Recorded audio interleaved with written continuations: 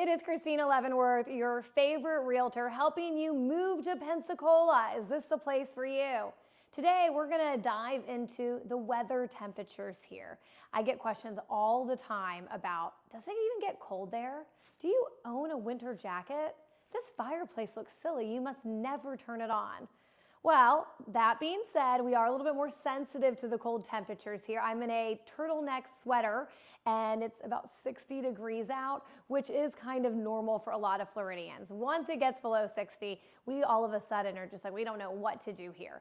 So for us, our gauge is a little off, so keep that in mind. But here in Pensacola, our weather patterns are much different than South Florida. South Florida, that's where you get that snowbird season, where people want to go down there and it's still 90 on New Year's Day. Pensacola has a little bit more seasonality, which is great, and it's one of the reasons I love it. So we do get cold, pretty much the coldest we get. Sometimes we get into the teens for like a half a day, but we might be in the 30s for 3 or 4 days, and then it's Florida. It's gonna go up to like 65 and then pop back down to 30 a few days later. We see this all the time. It typically starts to turn. Everyone says it's when we have the fair. When the fair comes to town, that's when the weather starts getting colder. This year in 2024, it did not happen that way. We're looking at December 2nd, and it's finally getting a little chilly. We had some temperatures in the high 30s and low 40s, but for the most part, it's warming up and the sun is out to 60, 65 during the daytime. So for a lot of people, that still is relatively warm compared to all that snow up in the Northeast. However, so we do see that that weather sticks around pretty much through February, where we have that roller coaster weather, where one day it might be in the 40s and then 2 days later we have a day that's 71. And all of a sudden people are going out to eat at the beach restaurants. They want to go outside and enjoy it for sure. When it really starts warming up is around spring break time. Once all those college students come here at the end of February, early March, we start to feel it getting warmer. But it's the same sort of pattern where it's mostly warm and then all of a sudden the winds kick up and you want that hoodie at night.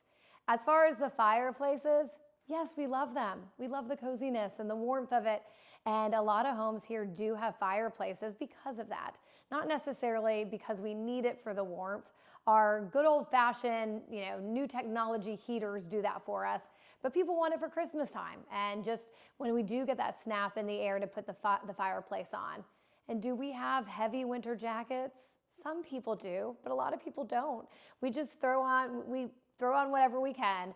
We get the seat warmers going in our car because we are weak little wussies on the cold weather, and we bundle up as much as we can.